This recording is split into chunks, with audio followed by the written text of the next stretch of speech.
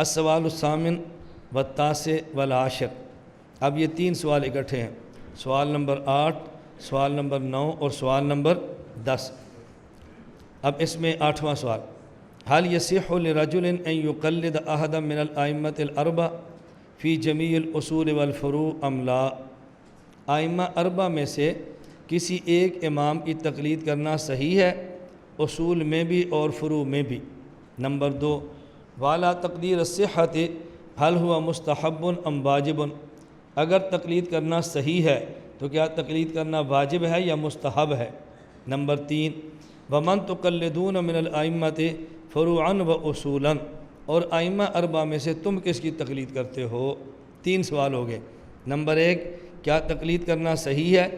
Number 2، کیا تقلید کرنا مستحب یا واجب ہے؟ نمبر 3، تم کس کے مقلد ہو؟ حضرت نے تینوں کے جواب دیے۔ نمبر 1، فرمایا لا بد للرجل فی هذا الزمان ان یقلد احدا من الائمة الاربعة رضی اللہ تعالی عنہم۔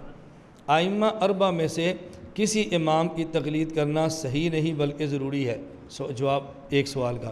نمبر 2، بل یجب، تقلید کرنا مستحب نہیں بلکہ ہمارے یہاں تقلید کرنا واجب ہے۔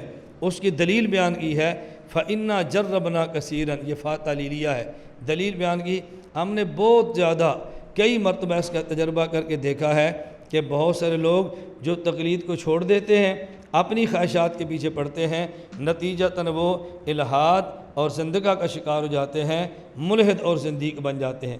اس لیے ہم سمجھتے ہیں کہ تقلید کرنا واجب ہے۔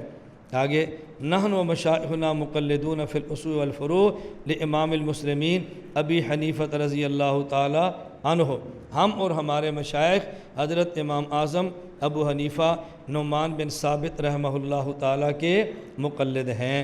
تینوں کے جواب عنایت فرما دیے۔ اب یہاں 2 باتیں سمجھ لیں۔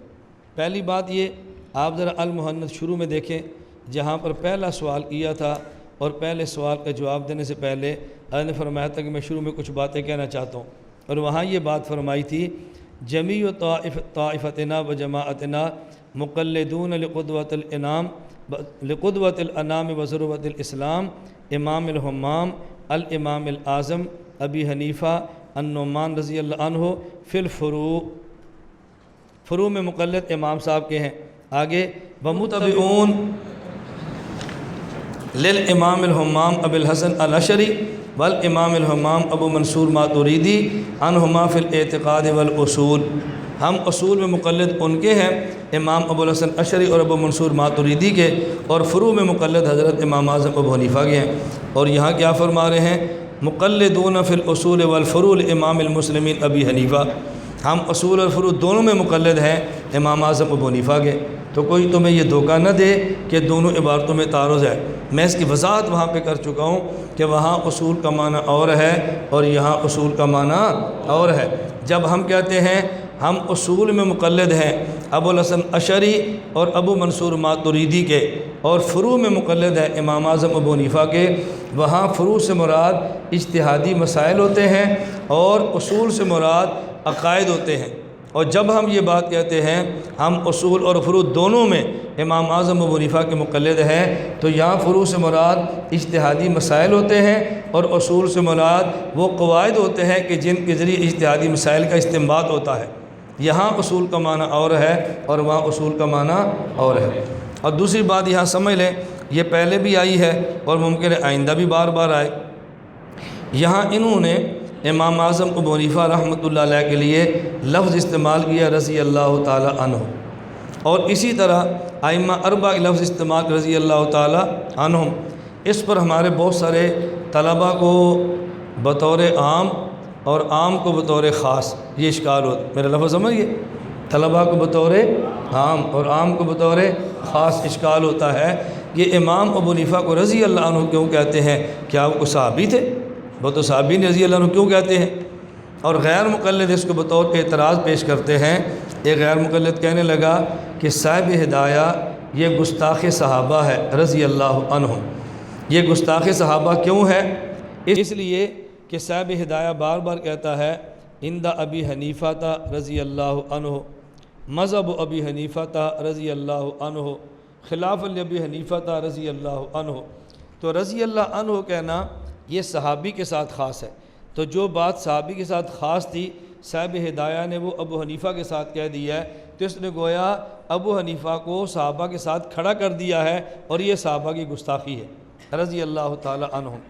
میں نے کہا جواب سمجھیں، اگر صحابہ کے علاوہ کسی اور کو رضی اللہ عنہ کہنا یہ گستاخ صحابہ ہے، تو میں نے کہا سب سے پہلے فتویٰ اب اللہ کی ذات اور اللہ کے قرآن پر لگاؤ۔ پہلے آپ کو جی قرآن میں صحابہ کی گستاخی ہے، اور پھر کہنا الیاذ باللہ اللہ تعالیٰ گستاخ صحابہ ہے۔ کیوں؟ اللہ فرماتے ہیں والسابقون الاولون من المہاجرین والانصار والذین اتبعوہم بإحسان رضی اللہ عنہم۔ مہاجرین صحابہ رضی اللہ عنہم، انصار صحابہ رضی اللہ عنہم، والذین اتبعوہم، اور ان کے بعد آ کر ان کی اتباع کرنے والے رضی اللہ عنہم۔ تو غیر صحابی کو رضی اللہ عنہ پہلے خدا نے فرمایا ہے اور پھر صاحب ہدایہ نے فرمایا ہے۔ غیر صحابی کو رضی اللہ عنہ پہلے قرآن میں آیا ہے اور پھر ہدایہ میں آیا ہے، تاکہ ہمیں پتہ چلے کہ تمہیں صرف ہدایہ پر اعتراض نہیں، تمہیں مسئلے پر اعتراض ہے۔ اب کرو اعتراض اس کے اوپر، اس پر اعتراض نہیں کریں گے۔ اب مجھے ایک ساتھی کہنے لگا تو پھر یہ ضابطہ غلط ہے کہ صحابی کو رضی اللہ عنہ کہیں اور غیر صحابی کو رحمۃ اللہ علیہ کہیں۔ میں نے کہا ضابطہ بالکل ٹھیک ہے۔ کیا ضابطہ ٹھیک ہے تو پھر قرآن غلط ہے؟ میں نے کہا قرآن بھی ٹھیک ہے۔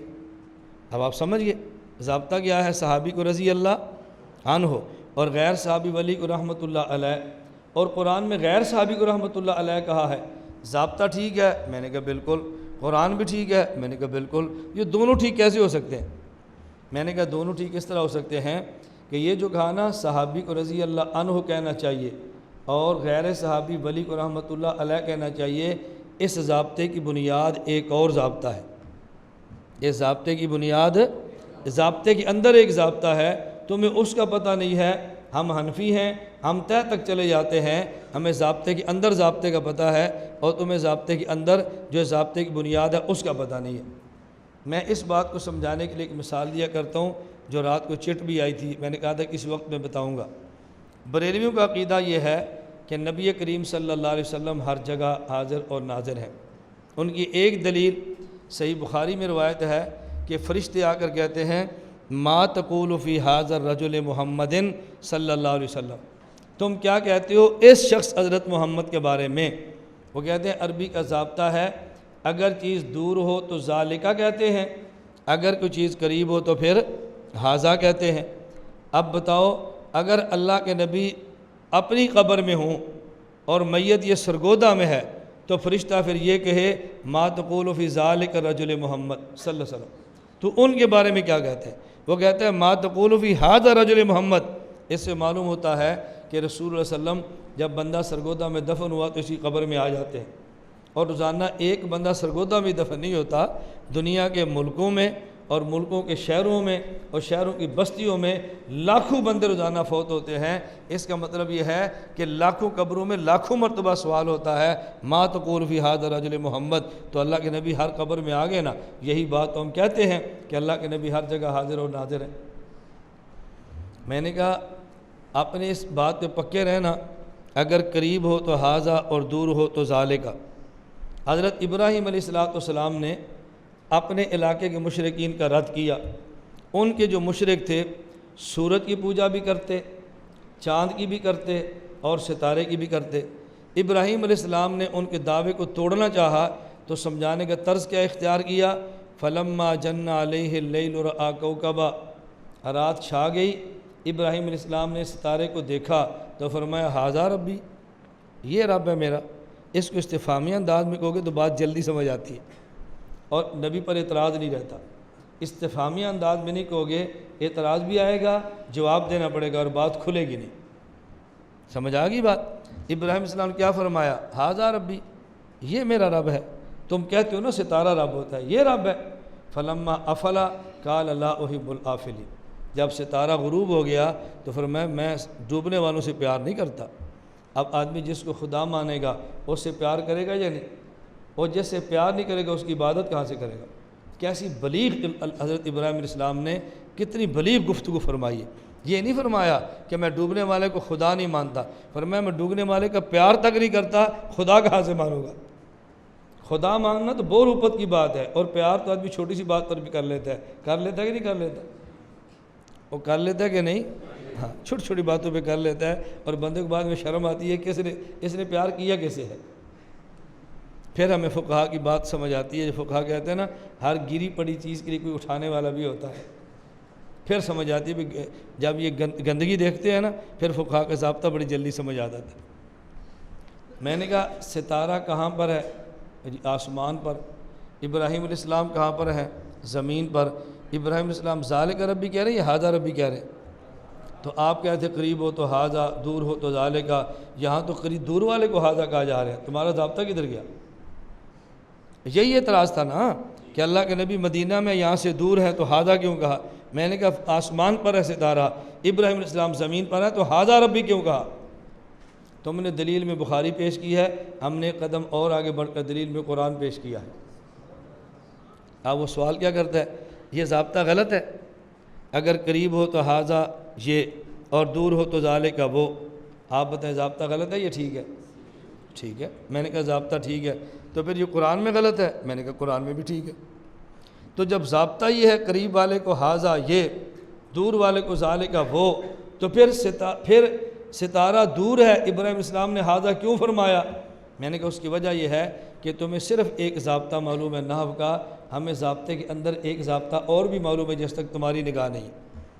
اگر چیز قریب ہو تو ھذا کہتے ہیں، اور اگر دور ہو تو ذالک کہتے ہیں، لیکن جس چیز کو دیکھا جا رہا ہے مرئی اور دیکھنے والا رائی، اگر رائی اور مرئی کے درمیان فاصلہ ہو لیکن حجاب نہ ہو، رکاوٹ نہ ہو، تو پھر ذالک کہہ لیں تب بھی ٹھیک ہے، ھذا کہہ لیں تب بھی ٹھیک ہے۔ ستارہ آسمان پر ہے، ابراہیم علیہ السلام زمین پر ہیں، درمیان میں کوئی حجاب نہیں ہے، تو ذالک کی بجائے انہوں نے ھذا کہہ دیا، اور یہاں میت سرگودہ قبرستان میں ہے، اللہ کے نبی مدینہ منورہ میں ہے، عالم بدل گیا ہے، درمیان میں کوئی حجاب نہیں ہے، تو ذالک نہیں فرمایا بلکہ ھذا فرما دیا۔ ذالک نہیں فرمایا بلکہ ھذا فرما دیا۔ میں نے کہا آپ ضابطہ سمجھے، اگر صحابی ہو تو رضی اللہ عنہ کہتے ہیں، اور اگر غیر صحابی ولی ہو تو رحمت اللہ علیہ کہتے ہیں۔ یہ ضابطہ کیوں بنایا گیا ہے؟ اگر یہ ضابطہ نہ بناتے تو شبہ پیدا ہوتا۔ ایک کتاب میں لکھا ہوتا حضرت عمر نے فرمایا، لوگ پوچھتے حضرت عمر بن خطاب ہیں یا عمر بن عبدالعزیز ہیں؟ جب کہا حضرت عمر رضی اللہ عنہ نے فرمایا تو سمجھ آگئی فرمانے والے عمر بن خطاب ہیں، اور جب کہا عمر رحمۃ اللہ علیہ نے فرمایا تو سمجھ آگئی عمر بن عبدالعزیز ہیں۔ تو یہ ضابطہ ہے شبہ ختم کرنے کے لیے، اور جو بندہ اتنا معروف ہو جہاں پر شبہ کا خدشہ ہی نہ ہو، وہاں رضی اللہ عنہ کہہ دے تب بھی ٹھیک ہے، رحمۃ اللہ علیہ کہہ دے تب بھی ٹھیک ہے۔ حضرت امام ابو حنیفہ کی شخصیت اتنی متعارف ہے کہ کوئی شخص بھی دنیا میں مسلمان ہو یا کافر ان کو صحابی کہنے کے لیے تیار نہیں ہے۔ ان کی تو تابعیت میں لوگ اختلاف کرتے پھر رہے ہیں، صحابیت تو بڑا اول کا مسئلہ ہے۔ تو جس شخص کے صحابی نہ ہونے پر فریقین متفق ہیں، ان کو رضی اللہ عنہ کہہ دیں تب بھی ٹھیک ہے، رحمۃ اللہ علیہ کہہ دیں تب بھی ٹھیک ہے۔ میں اس پر ایک واقعہ پیش کرتا ہوں۔ یہ فیصل آباد ایک مدرسے میں میری بچیاں پڑھتی تھیں۔ جمعے کا دن تھا اور میں فیصل آباد سے لاہور جانا تھا۔ اب 10-11 بجے نکلنا تھا، تو میں نے سوچا کہ جمعہ اسی مدرسے میں پڑھ لوں اور وہاں سے فیصل آباد چلا جاؤں۔ میں نے پوچھا لاہور چلا جاؤں، جمعہ کتنے بجے ہے؟ غالباً 1 یا 1:15 بتایا، مجھے اب یاد نہیں ہے۔ میں نے کہا اول وقت میں جمعہ ہوتا ہے میں یہاں پڑھ کے نکل جاتا ہوں۔ جب میں وہاں فون کیا تو انہوں نے کہا جی بیان بھی آپ کریں، خطبہ بھی آپ دیں، نماز بھی آپ پڑھیں۔ میں نے کہا ٹھیک ہے۔ میں نے بیان بھی کر دیا، خطبہ بھی دے دیا، نماز بھی پڑھا دی۔ نماز کے بعد جب بیٹھے چائے کے لیے تو میں نے سوچا مدرسے میں تو آئے ہیں، چلو اپنی بچی کو بھی مل لیں۔ محترم صاحب وہاں موجود نہیں تھے، اساتذہ تھے۔ تو میں نے ایک استاد سے کہا بھی اس نام کی میری بچی ہے، اس کو بلا تو میں ذرا مل لوں۔ تو مجھے کہتے ہیں آپ کے پاس کارڈ ہے شناخت نامہ؟ آپ کے پاس کارڈ ہے؟ میں نے کہا اس کارڈ پہ کیا لکھا ہوگا؟ میں اس کا باپ ہوں، تمہیں کوئی شک ہے میرے بارے میں؟ مجھے تم نہیں کل جہان جانتا ہے، جمعہ میں پڑھا رہا ہوں، خطبہ میں دے رہا ہوں، نماز میں پڑھ رہا ہوں، چاہے مجھے تم مولانا لیاز گھمن سمجھ کر پلا رہے ہو۔ جب میں نے کہا بچے سے ملنا ہے، کہتے شناخت نامہ ہے۔ میں نے کہا بھی شناخت نامہ تو ہوتا ہے جہاں شبہ ہو، اور جہاں شبہ نہ ہو وہاں شناخت نامہ ہو تو پھر بھی ٹھیک ہے، نہ ہو تو پھر بھی ٹھیک ہے۔ اب بات آپ کو سمجھ آ گئی کہ رضی اللہ عنہ رحمۃ اللہ علیہ کی تفریق کیوں ہے؟ جب شبہ ہو، اور جب شبہ نہ ہو تو رضی اللہ عنہ بھی ٹھیک ہے، رحمۃ اللہ علیہ بھی ٹھیک ہے۔ اگلی بات میں غیر مقلدین سے کہتا ہوں، اگر واقعتاً تمہیں علمی اشکال ہے نا تو پھر ہم کہتے ہیں کہ یہ اعتراض مسجد نبی میں کھڑے ہو کے شاہ فہد پہ کرو، مسجد نبی میں کھڑے ہو کے ملک شاہ فہد رحمۃ اللہ علیہ پہ کھڑے کرو، اور مسجد نبی میں کہو کہ شاہ فہد رحمۃ اللہ علیہ گستاخ صحابی ہے۔ کیوں؟ مسجد نبی میں اللہ آپ سب کو لے جائے، آپ وہاں جا کر دیکھیں۔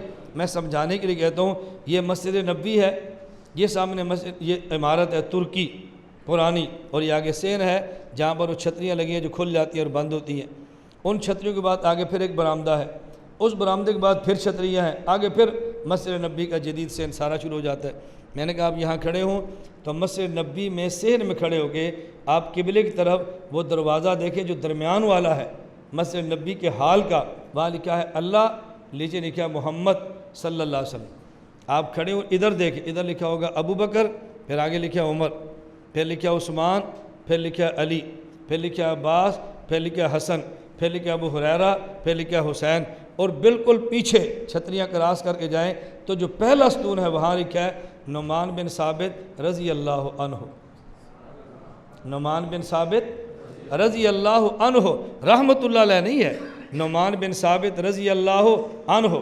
آگے لکھا ہے اگلے ستون پہ مالک بن انس رضی اللہ عنہ، آگے لکھا ہے احمد بن محمد بن حنبل رضی اللہ عنہ، آگے لکھا ہے محمد بن ادریس شافعی رضی اللہ عنہ، وہ اسی ترتیب سے ہے، پہلے امام صاحب، پھر امام مالک، پھر امام احمد، پھر امام شافعی، یوں لکھا ہے۔ میں نے کہا اعتراض کرنا ہے تو پھر مسجد نبی پہ کھڑے ہو کر کہو نا شاہ فہد گستاخ صحابہ ہے، کہ جس نے ابو حنیفہ کو رضی اللہ عنہ لکھ دیا ہے، پھر ہمیں سمجھ آئے کہ یہ مسئلہ ہے یا ریال کا چکر ہے۔ اگر مسئلہ ہے تو ہدایہ پر اعتراض ہے تو ان پر اعتراض کیوں نہیں ہے، اور اگر مسئلہ نہیں ہے تو بلا وجہ بغض اور نفرت سے آپ ہدایہ پر اعتراضات کرتے پھرتے ہیں۔ اس لیے میں کہتا ہوں تمہیں بات سمجھ آتی ہے، لیکن تم اتنی سمجھ بھی آتی ہے کہ بات کہاں کہنی ہے اور کہاں نہیں کہنی۔ لا الہ الا اللہ، لا الہ الا اللہ، لا الہ الا اللہ، ما لنا رب سوا۔ لا الہ الا اللہ، لا الہ